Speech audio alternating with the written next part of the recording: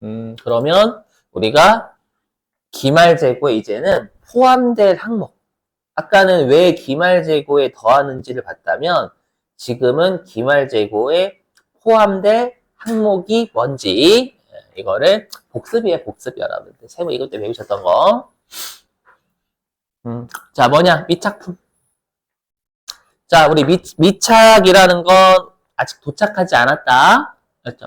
도착하지 않았다라는 건 지금 우리 회사로 배송 중인 거예요. 그렇죠? 그래서 우리가 미착품 또는 운송 중인 상품 같은 말. 자, 그럼 화면 보시면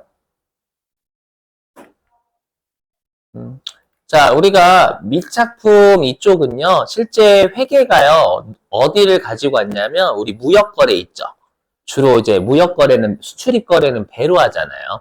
그렇죠? 그 무역거래를 회계에서 따온 거예요. 그러니까, 뭐냐면, 자, 지금 우리나라의 현대백화점이요, 외국에 있는 그 사업자한테 구두를 수입해서 판대요. 그렇죠? 그래서 지금 구두를 현대백화점에서 수입을 하고 있는 거예요. 수입을 하고 오는데 지금 그 구두를 실은 배가 태평양 한가운데에서 지금 오고 있는 중이에요. 근데 이게 지금 언제냐면 날짜가 12월 31일인 겁니다. 자, 그러면 이제 대부분의 회사들이 12월 31일 날에는 결산을 합니다. 대부분. 그럼 결산을 할 때 가장 중요한 건 기말 재고자산 여부 또는 매출과 매출원가 여부 이런 것들 일단 중요하단 말이에요. 근데 보시면 아시겠지만 일단 12월 31일자 입장에서는 미국 판매자한테도 없고 현대백화점 우리나라에도 없잖아요. 이 구두가요. 그러면 이건 누구의 재고냐면 바다의 재고예요? 그건 아니죠. 그렇죠? 그럼 바다의 재고는 아니니까 그러면 국제거래에서는 누구의 재고로 볼 것인지를 가정할 수밖에 없어요. 그죠? 그래서 가정에서 나온 게 여러분들이 알고 계시는 선적지 인도 조건과 도착지 인도 조건이에요. 아시죠, 여러분? 선적지는 판매자가 물건을 싣는 거니까 판매자가 있는 곳을 선적지라고 생각하시면 되겠고, 그 다음에 도착지는 구매자가 있는 곳에 도착하는 거니까, 알죠? 도착지. 자, 그러면 우리가 알고 있는 요 선적지 인도 조건하고 도착지 인도 조건 있죠?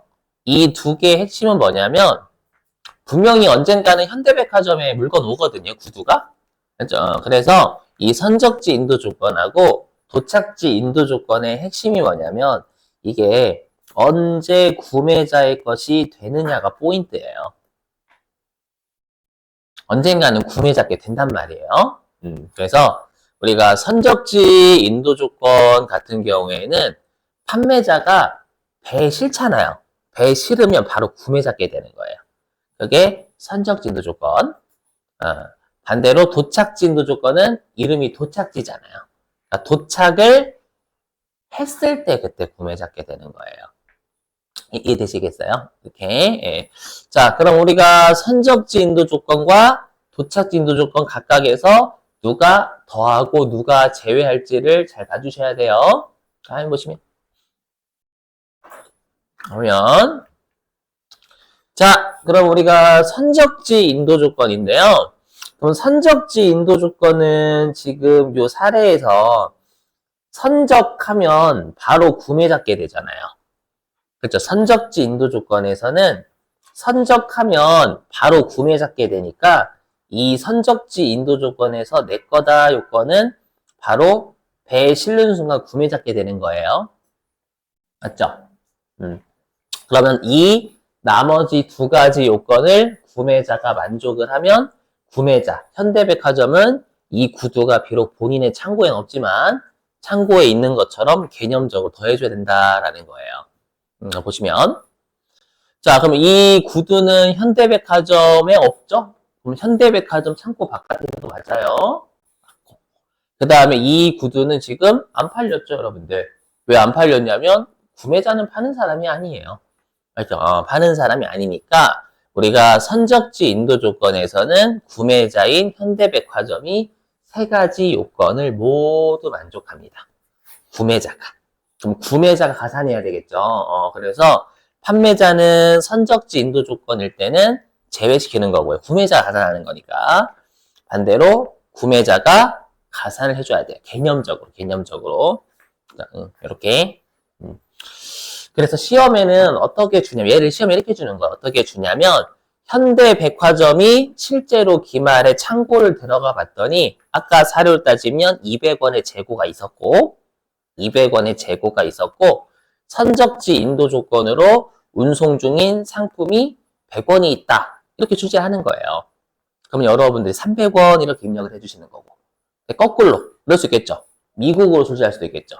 맞죠? 예를 들어가지고 미국의 판매자가 실제로 창고를 들어가 봤더니 200원어치가 있고, 나머지 100원은 선적지 인도 조건으로 판매 중인 미착품이 100원 있다.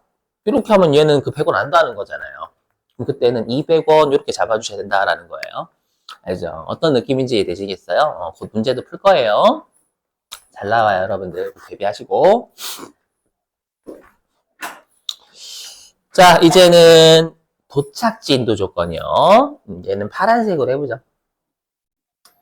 자, 도착지 인도 조건은 도착했을 때 구매자 거예요. 여기 도착지 인도 조건은 구매자한테 도착을 해야 구매자 거예요. 그렇죠? 도착했어요? 안 했어요? 도착 안 했어요. 여러분 항상 미착품이라는 건 여러분 아직 도착하지 않은 물건이다 라는 뜻이니까 도착지 인도 조건 도착 안 한 거예요. 그럼 도착했을 때 구매자 건데 도착 안 했으니까 이제 우리가 선적지 인도 도착지 인도 조건은 내 거다 요건은 판매자가 만족을 하는 거예요.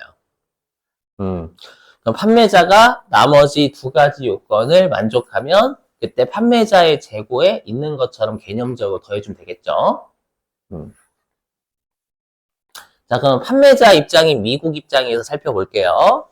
자, 그럼 미국 입장에서는 지금 이 구두 미국 창고에 없잖아요. 창고 바깥에 있는 거 맞고요. 자, 그 다음에 도착 진도 조건은 도착했을 때 구매자 거다라는 건 판매자도 도착했을 때 판 거예요. 도착 진도 조건에서는 도착했을 때 판 거예요. 선적 진도 조건은 선적하면 바로 구매자 거니까 선적하면 판 거고. 그렇죠? 근데 지금 도착 안 했으니까 안 팔린 거 맞아요. 그렇죠?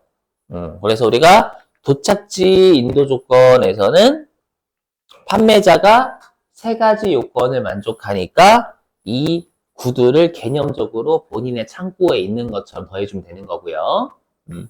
그 다음에 구매자는 제외해야 되겠죠. 자, 근데 보시면 아시겠지만 이 선적지 인도 조건하고요. 도착지 인도 조건은 꽤 까다로운 게 판매자인지 구매자인지도 알아야 되고 도착지 인도 조건인지 선적지 인도 조건인지도 알아야 된단 말이에요. 그래서 어떻게든 빨리 문제를 풀어야 돼요. 그럼 보시면 아시겠지만 얘 가지고 푸시면 돼. 내 거다 요건. 보시면 여기 선적지 인도 조건은 보시면 아시겠지만 여기 선적지 인도 조건 같은 경우에는 지금 구매자가 가산했잖아요. 맞죠? 여기 보시면 구매자가 내 거다 요건 만족하죠. 선적지 인도 조건은. 그죠? 그 다음에 우리 도착지 인도 조건 보시면 도착지 인도 조건은 지금 판매자가 가산했어요. 그죠?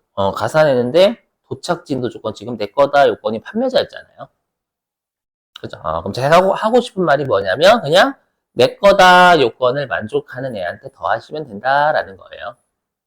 그죠? 이렇게 푸시는 게 좀 더 빨라요. 그죠? 자, 넘어가고. 자, 두 번째, 적송품 또는 위탁 판매.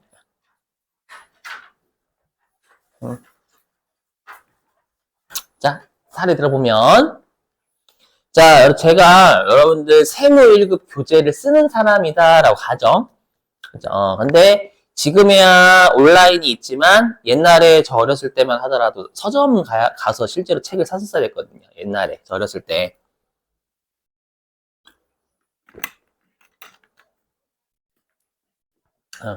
그러다 보니까 만약에 제가 만약에 쓴 책이 인기가 많은데 그 강남에 서점을 차리기에는 좀 돈이 많이 들잖아요. 땅값이 비싸니까. 그래서 교보문고라는 애한테 내 책을 대신 팔아줘. 대신 팔아주면 40%는 너한테 줄게. 그렇죠? 이렇게 하게 우리가 파는 판매를 위탁 판매라고 하죠, 여러분들. 알죠? 그래서 저처럼 대신 팔아달라고 하는 사람 위탁자, 부탁을 한다라고 해서 그다음에 부탁을 들어주는 자를 받을 숫자 써가지고 수탁자. 자, 이래서 제 입장에서 세무 1급 교재를요, 교보문고한테 제 창고에는 세무 1급 교재가 100권밖에 없대요. 그래서 100권의 교재를 전부 다 수탁자인 교보문고한테 세무 1급 교재를 다 보낸 거예요. 그렇죠? 보내고 12월 31일 날 실제 제 창고를 들어가 봤더니 세무 1급 교재가 하나도 없어요. 100개 있었는데 100개 다 보냈으니까, 단기 중에. 여기까지 되세요? 그럼 아까 실지재고사법은 창고 안에 들어가서 창고 바깥으로 나가면 다 팔려서 나갔겠지라고 전제 깔아서 그냥 매출원가 시켜버린다면서요. 그죠? 근데 12월 31일에 교보문고한테 전화가 온 거예요. 전화가 와서 저희가 99권은 팔았는데 아직 한 권이 저희 창고에 있네요 라고 연락을 준 거예요. 그죠? 그러면 제 입장에서는 한 개의 책 있죠? 한 개의 책이 내 거예요. 그죠? 제 거고, 위탁자인 제 거. 그럼 제 입장에서는 지금 교보문고한테 있죠. 창고 바깥에 있고, 그 다음에 제 입장에서는 한 권은 아직 교보문고가 못 팔았으니까 안 팔렸죠. 그죠? 그러면 그 교보문고 창고에 있는 세무 1급 교재 한 권은 비록 교보문고 창고에 있지만, 즉 제 창고에는 없지만 제 창고에 있는 것처럼 개념적으로 더해줘야 돼요. 그래야지만 실제로 팔린 99개만 매출 원가가 된다라는 논리에 똑같이. 이해되세요? 그래서 어떻게 하냐? 우리가 언제 기말 재고에 가산하냐면 수탁자가 창고에 보관 중일 때 조심하셔야 돼요. 시험에 가끔 수탁자의 재고에 가산한다라고 장난치는데 수탁자는 그 본인 물건 아니에요. 그래서 수탁자가 창고에 보관 중일 때 위탁자의 재고에 가산하고요. 그 다음에 수익은 우리가 이미 배웠죠. 그 5장 법인세 할 때 이미. 언제 더하냐면 우리가 수익 언제 잡냐면 수탁자가 팔았을 때. 여기까지는 세무 2급 때 배우시는데 시험에는 이제 세무 1급은 거꾸로 내요. 어떻게 거꾸로 내냐면 반대로요. 화면 보세요. 어떻게 장난을 치냐면 거꾸로 장난을 쳐요. 이제 교보문고가 위탁자예요. 그리고 내가 수탁자입니다. 그러니까 이제 위치가 이게 이제 세무 1급에 추가가 되는 거예요. 그러니까 내가 이제 교보문고한테 부탁을 받아요. 대신 교보문고가 좀 팔아줘라고 하는 거예요. 아시죠? 그래서 교보문고가 책을 이렇게 보냈어. 책을 이렇게 책이라고 할게요, 여러분들. 그러면 시험에 어떻게 주냐면 요 시험에 이렇게 줘요. 어떻게 주냐면 창고에 보관 중인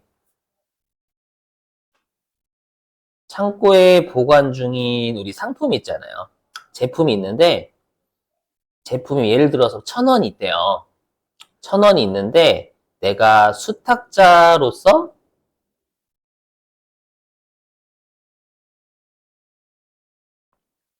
보관 중인 뭐 제품이 예를 들어가지고 이렇게 되는 거예요. 제품이 200원이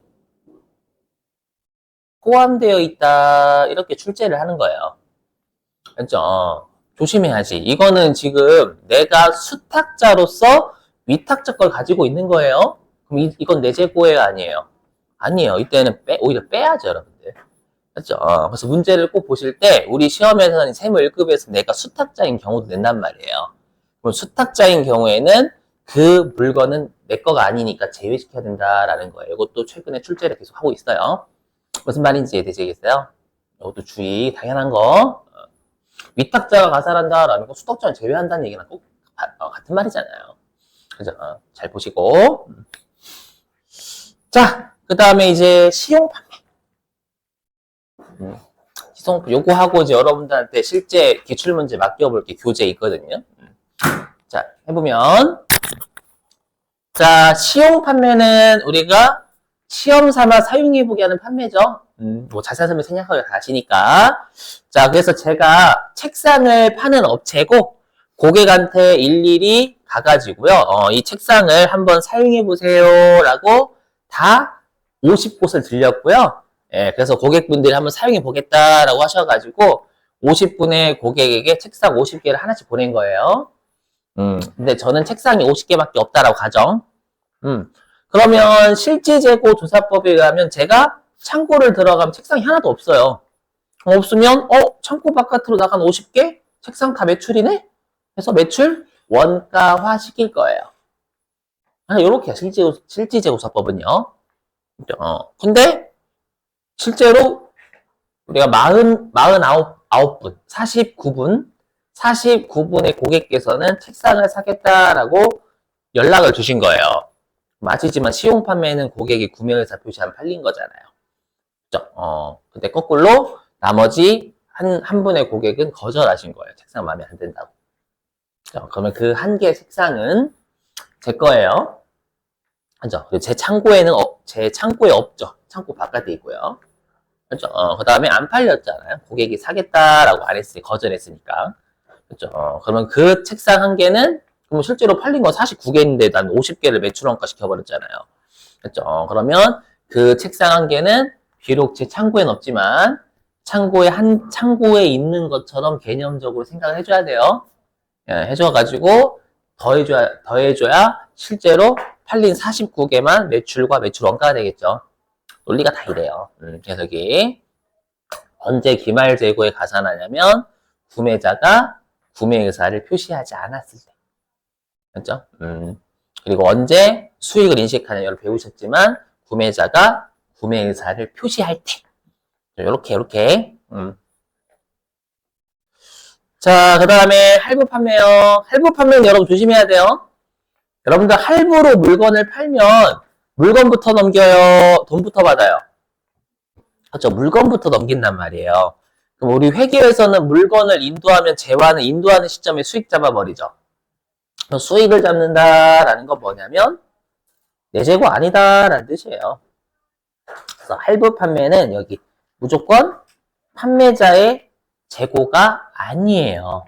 시험에는 여러분들 납기 위해서 뭐 대금 중 40%는 회수가 되지 않았다 이렇게 장난을 치는 거예요. 알죠? 회수가 됐든 안 됐든 난 인도했을 때 수익을 이미 다 잡았기 때문에 어차피 내 재고가 아니기 때문에 가산하시면 안 된다라는 거 판매자는요. 알죠?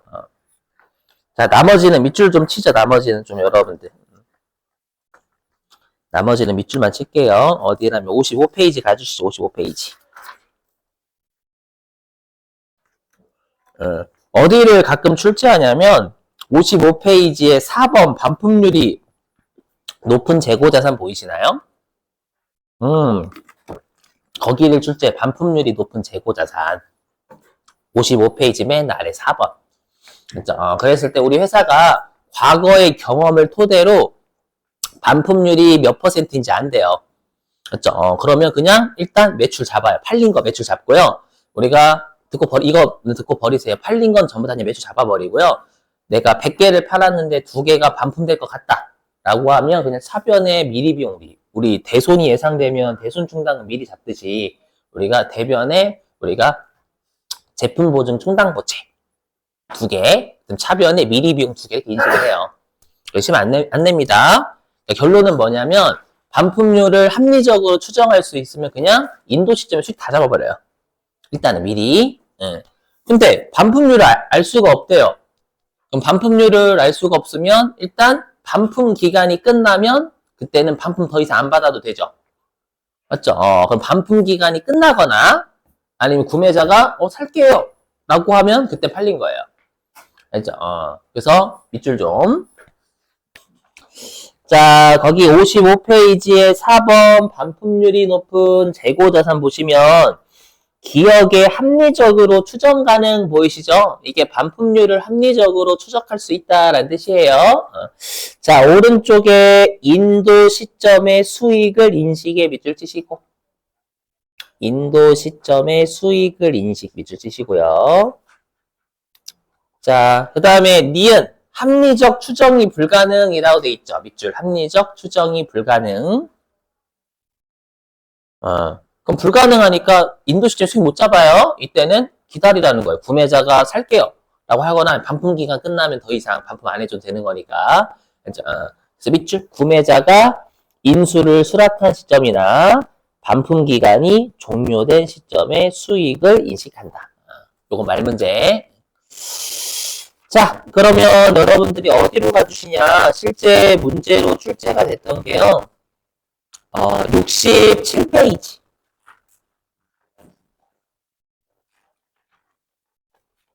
자, 67페이지에 3번이 실제로 우리가 출제가 됐었던 문제예요. 67페이지에 3번. 교재 한번 풀어주세요. 67페이지 3번.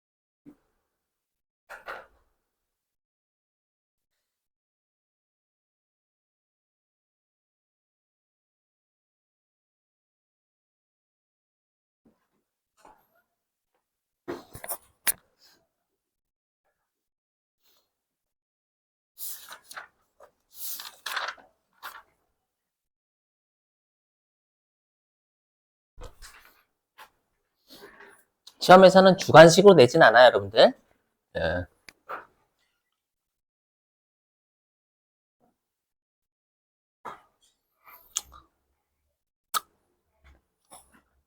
한번 같이 풀어볼게요.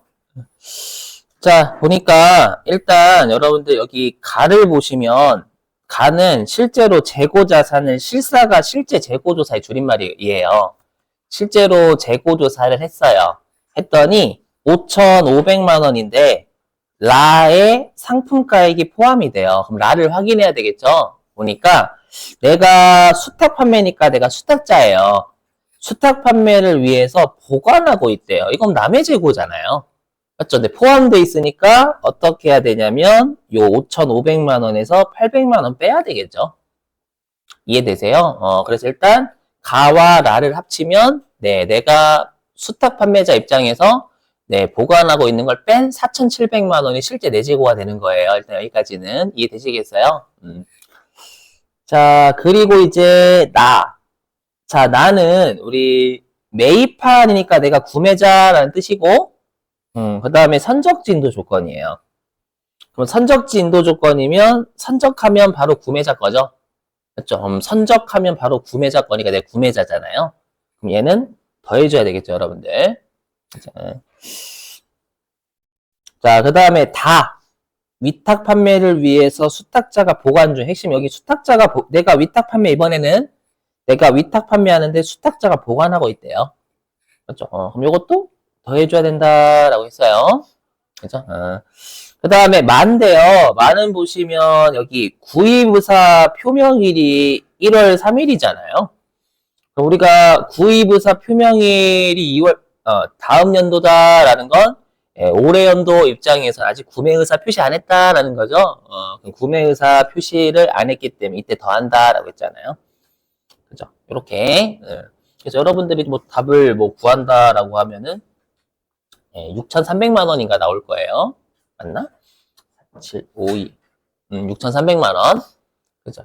일단 가하고라 제외하면 4,700만 원이니까 나머지 더하면 5,700만 원 될 겁니다. 여기까지 되시겠어요? 자, 그리고 이제 중요한 게 있어요, 여러분들.